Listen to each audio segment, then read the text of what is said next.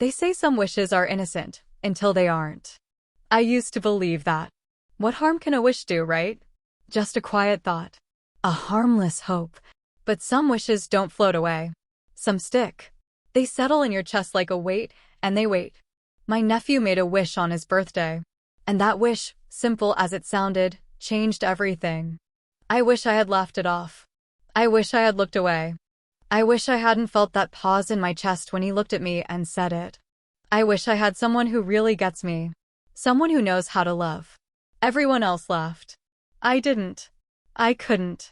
Because deep down, I knew that wish wasn't about any girl from school. He looked right at me. And in that second, everything I thought I knew about love, family, and boundaries started to crack. I tried to tell myself it was nothing. Just a moment. Just my imagination. But something inside me stirred. It had been so long since anyone saw me. Not just looked, saw. He did. And I don't know what's worse. That he saw me, or that I let him. If only I had said no. But I didn't. And this is the story of what happened because of that. Subscribe now to Heartfelt Tales Unfold to dive into true stories that unravel the complexities of the human heart. Trust me, you won't want to miss what comes next. I never thought Leo's birthday wish would be the moment that shattered everything. But maybe it had started long before that. I'm 38. No kids. No job. No spark left in my marriage. I used to be full of life. I really did. I had dreams, ambition, laughter that used to fill a room. But life has a way of wearing you down. Little by little, until one day, you look in the mirror and barely recognize who's looking back. Marcus, my husband, he's not a bad man. He works hard. Pays the bills. He's polite. But he's not present. He's there, but never with me. Not really. We sleep in the same bed, but it feels like we live in different worlds. He used to touch me like I mattered. Now, it's like he doesn't even see me. There's no fighting. No passion. Just silence. We drifted. Quietly, slowly, like a boat losing its anchor. And when I lost my job last fall, I thought maybe it would bring us closer. But it only made things worse. He buried himself deeper into work. Long hours. Late meetings. The occasional excuse that didn't quite add up. I didn't have the energy to ask questions. I was too busy pretending not to care. Then came summer. And with it, Diana, my younger sister, came to stay for a while. She's everything I'm not. Energetic. Playful. Bright-eyed. She's the kind of person who walks into a room and fills it with noise and life. And she brought Leo with her. 19. Tall, athletic, soft-spoken. He's always been sweet. Always respectful. Ever since he was little, he'd follow me around, asking questions, wanting to help. He called me his cool aunt. I used to see him as a child. But this time, he wasn't a child anymore. He walked into our house and brought with him a kind of energy I didn't realize I'd been missing. Not just youth, but presence. Curiosity. Warmth. He'd smile when he saw me. Ask me how I was. Wait for the answer. It's strange, the things that stay with you. A hand brushing yours when passing a dish. A compliment that lingers a little longer than it should. The way his eyes didn't just look at me, but into me. I noticed. And then I hated myself for noticing. But the truth? I hadn't felt that alive in years. And every time Marcus ignored me, every time he turned his back in bed, every time he nodded absently when I spoke, Leo was there. And I hated how much I began to need that. We all sat around the table that night, Leo's birthday. The grill was going. The sun was setting. Diana was laughing about something. And then Leo made that wish. It was almost nothing. A joke. A throwaway line. I wish I had someone real. Someone who actually gets me. Someone who knows how to love. Everyone chuckled. But I looked up. And he was already looking at me. He didn't blink.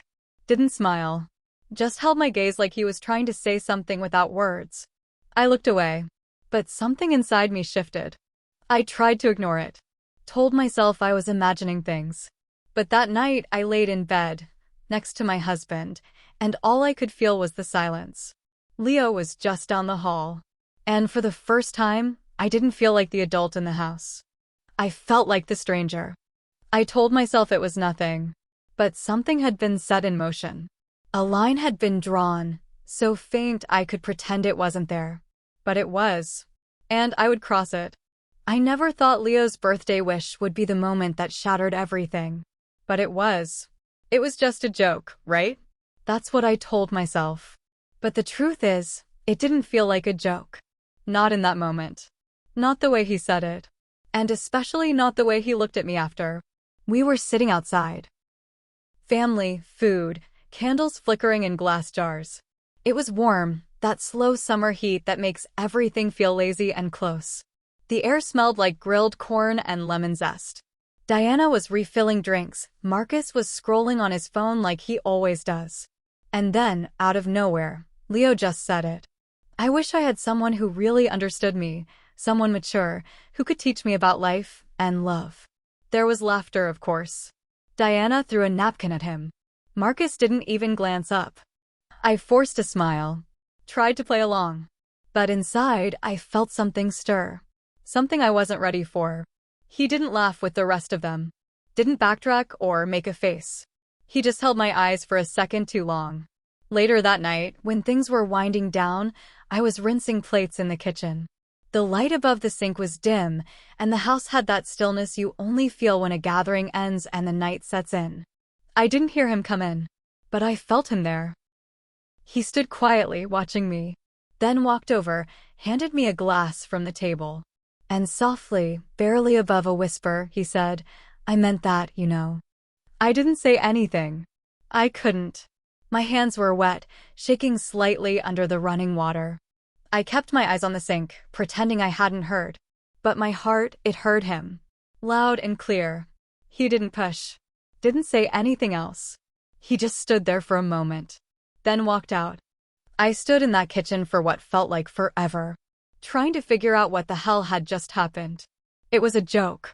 It had to be. He's a teenager. I'm his aunt.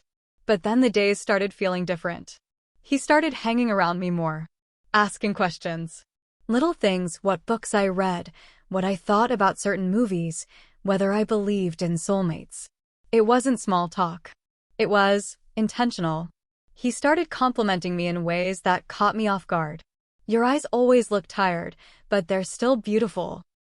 Most people talk to be heard. You talk to understand. I wish more women were like you.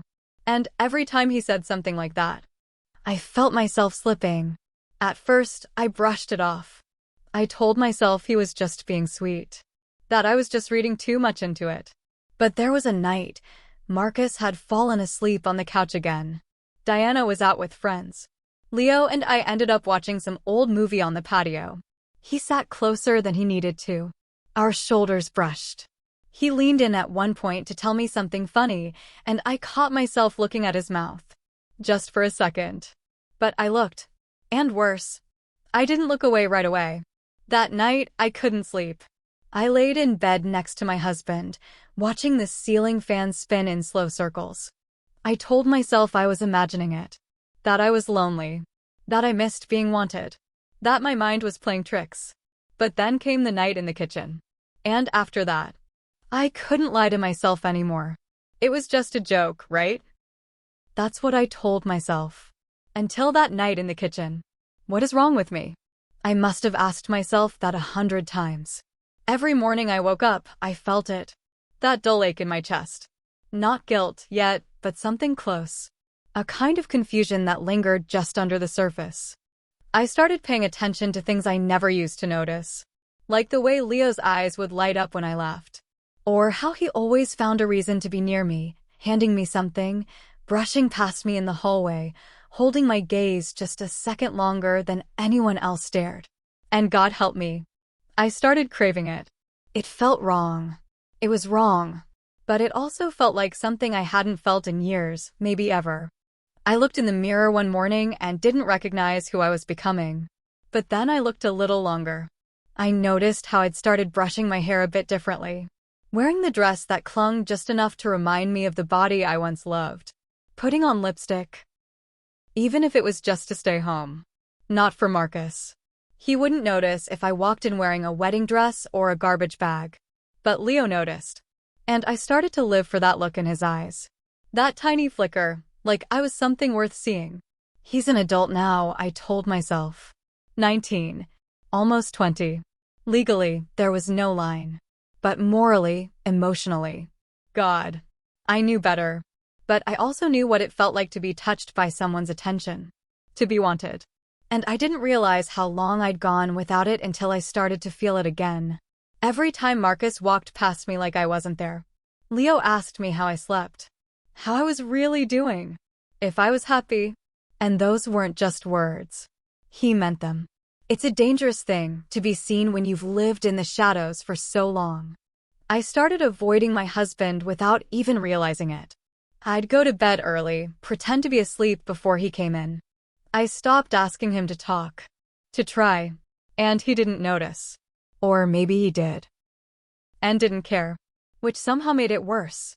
So I turned more and more toward Leo. Because every glance, every laugh, every small gesture between us started to feel like oxygen. Like I could breathe again. I hated myself for it. But I kept coming back for more. Every time I looked in the mirror, I saw fading lines. But in Leo's eyes, I saw someone radiant. Beautiful. Desirable. Alive. And then one night, after everyone had gone to bed, he knocked on my bedroom door. That knock on my bedroom door. It was soft. Hesitant. But it felt louder than anything I'd heard in weeks. I didn't answer. I couldn't. My heart was thudding so loudly I was sure he could hear it through the door. I held my breath until I heard his footsteps retreat, slow and unsure. And even though nothing happened that night, everything had already changed. After that, the nights started to stretch. Leo would linger after everyone went to bed, pretending to scroll on his phone while I folded laundry or cleaned up the kitchen. He'd talk to me about everything: school, his childhood, how confusing love had become in today's world. And I'd listen. God, I listened like his words were water and I'd been thirsty for years. Sometimes we'd end up on the couch, side by side. Close. Too close. Our conversations became our secret little world. He'd brush my hand when passing a drink. Let his fingers rest just a second too long when handing me the remote. Once, our knees touched and neither of us moved. Not for a full minute. It felt like fire. Not in a dramatic movie scene way, but in that slow-burning kind of way that creeps up your spine and sits in your stomach. And still, nothing happened. Not yet. Then came that night in the living room. The lights were dim. A movie played quietly in the background, something forgettable, something we'd both pretended to care about. I must have fallen asleep. And when I woke up, he was watching me. Not just watching. With this soft, aching intensity that made my breath catch. I asked, barely above a whisper, what? And he leaned in, like it was the most natural thing in the world, and said, "You're beautiful." I didn't speak. I didn't move. Then he added, "I've always wished you were mine." It was like the floor dropped out from under me. I sat up, heart racing, trying to find the words. Anything. But all I could think was, how long had he been feeling this? How long had I been letting him? I told him to go to bed.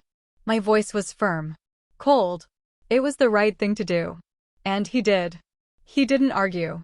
Just nodded, and walked away. But I didn't sleep that night. Because the image of him standing there, so open, so certain, it haunted me. It tempted me. I wanted to forget it. But I couldn't. And the worst part? I started to fantasize. I imagined what it would be like if I had met him at a different time. If I weren't married. If he weren't my nephew by blood. I started replaying our conversations in my head. His compliments. His eyes. His laugh. And I started noticing the way I moved around him. How I tucked my hair behind my ear when he looked at me. How I chose tops that fit a little better, smelled like my favorite perfume.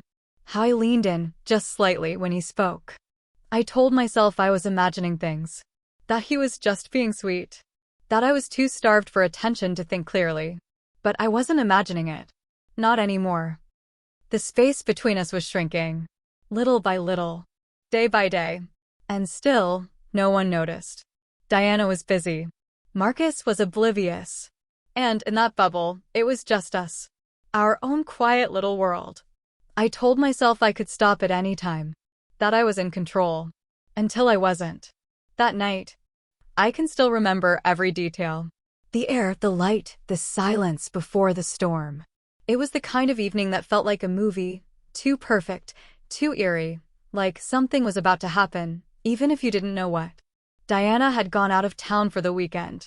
A work trip. Just 2 nights. She'd kissed Leo on the cheek, tossed me a casual, "Thanks for keeping an eye on him," and left like it was nothing. Like it was normal. Marcus was at some work conference. He barely even told me he was going. Just left a note on the counter and disappeared for 3 days. And just like that, it was only me and Leo. In the house. Alone. It had been raining since morning. By evening, the skies had cracked open completely. Thunder rolled low and steady, like a warning whispered under breath. We stayed in. He made popcorn. I opened a bottle of wine, just 1 glass, I told myself. Just to relax. We put on a movie we'd both seen a dozen times. Something safe. Familiar. But nothing about that night felt safe. The movie was halfway through when the power went out. Just like that, total blackness. A beat of silence, then I heard him say, "I'll grab some candles." And he did. He lit 3, small ones from the kitchen drawer. The flickering glow softened everything. The room felt smaller, warmer, more intimate. He sat closer. Our knees touched again. I didn't move. The sound of rain hitting the windows filled the silence. And then he spoke. He started talking about loneliness. About how hard it is to feel invisible, even when you're surrounded by people.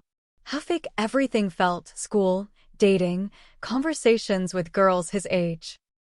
He said no one really listens anymore. And I understood. God, I understood. I told him I felt the same. That some days I felt like a ghost walking through my own life. He looked at me and said, "You deserve more than that. You always have." It was quiet. The kind of quiet that hangs in the air and dares you to break it. He leaned in. And I didn't stop him. I should have. I know that. I should have stood up, walked away, said something, anything. But I didn't. I let him kiss me. And when he touched my face, when his hand moved to the back of my neck and pulled me just a little closer, I felt it.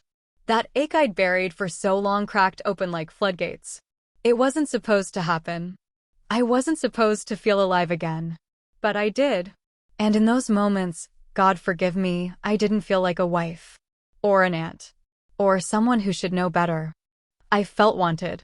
Seen. Loved. And when he touched me, I forgot everything. My marriage. My sister. Every reason I had to stop this before it started. All I knew was that I hadn't felt that kind of closeness in years. And I didn't want it to end. That night changed everything. And I wish I could say it ended there. But it didn't. Subscribe to Heartfelt Tales Unfold so you won't miss the twists that come next. The morning after, it was different. He smiled at me like nothing had changed. Like the world hadn't shifted beneath our feet. But I couldn't smile back. Not fully. Not the way he wanted me to. Something about the daylight made everything feel heavier. Real. Wrong. And yet, when he reached out to squeeze my hand as he passed me the coffee, I didn't pull away. That was the beginning of the fallout. It didn't happen all at once. It crept in quiet and slow, like a fog you don't notice until you're choking on it. Leo started texting me constantly.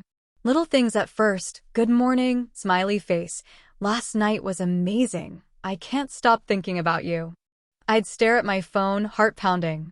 Sometimes I'd answer. Other times, I'd delete the messages before I even opened them.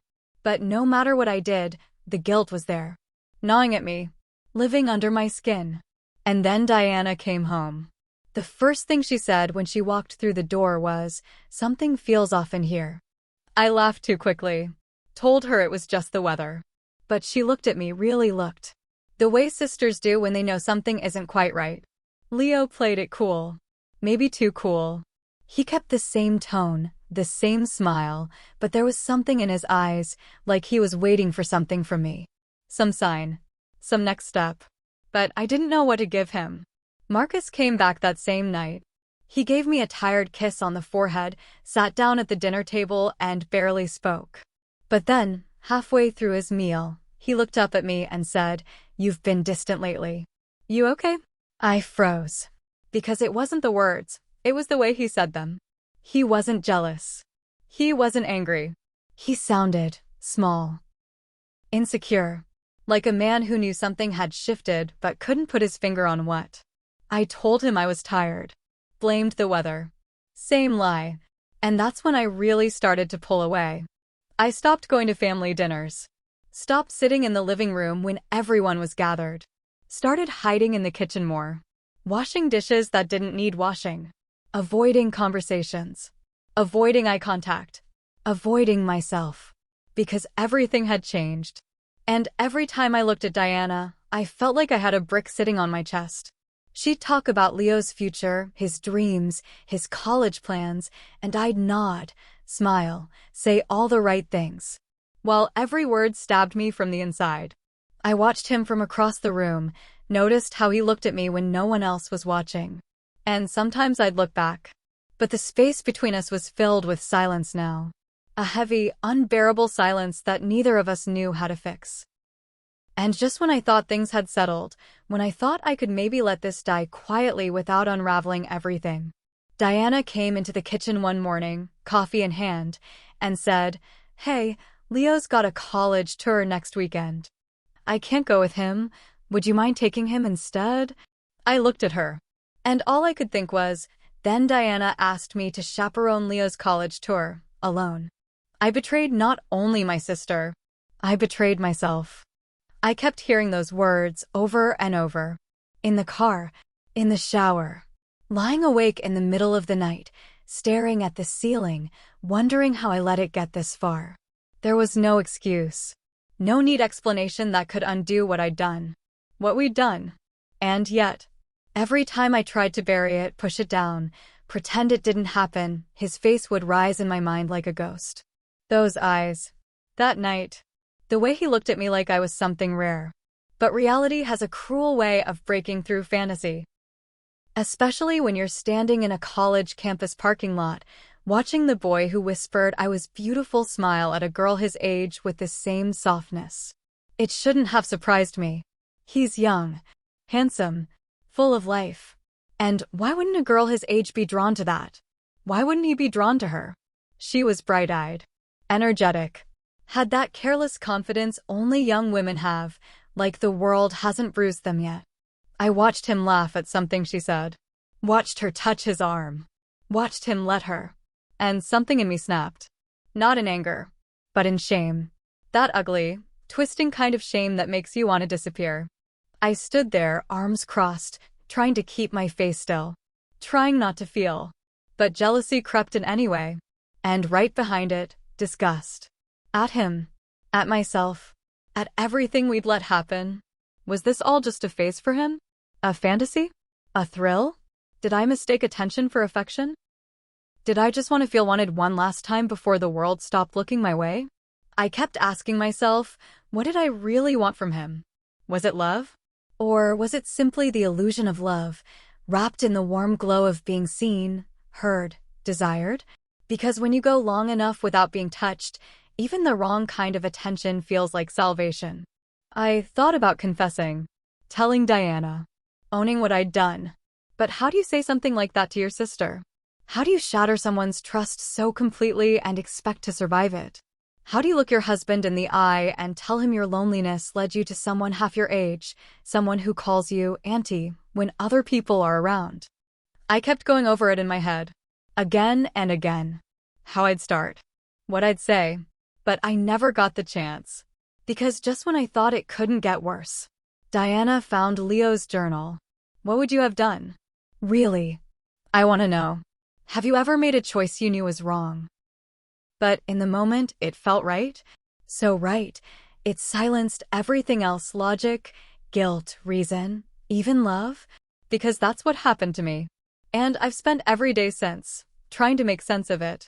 Trying to understand how something so fleeting could cause a crack so deep. Not just in my marriage. Not just in my family. But inside me. So if you're still listening, please tell me what you think. Tell me if you've ever stood on a line, toes curled at the edge, heart screaming one thing while your conscience begs another. Leave your thoughts and advice in the comments. Someone out there might need to read your words more than you know. And if you don't want to miss our next tale of tangled hearts, make sure to like, share, and subscribe to Heartfelt Tales Unfold. Because these stories, they're not just mine. They're all of ours. Stories of love, regret, temptation, and truth. Narrator's voice, quiet now, somber, each word weighted with experience. Love is complicated, messy, beautiful, dangerous. But the pain of crossing lines we can't uncross, that lasts a lifetime. Leo moved on. Of course he did. He's young. The world is still unfolding in front of him. I still see him in photos sometimes. On Diana's social media. Smiling. Radiant. Like he has no idea what he took with him that night. But I know. Because I never got that version of myself back. The version that could sleep soundly. The version that trusted her own reflection. The version that believed love and loyalty could never live apart. I live with my choices now. Not every day is unbearable. Some days I even forget for a moment. But the weight never leaves. Not really. And I'm telling this story now not for forgiveness, but for clarity. For someone out there standing where I once stood on the edge. Because maybe, just maybe, if you hear what happened to me, you'll take a step back. And not forward. Sometimes the deepest wounds are the ones we gave ourselves.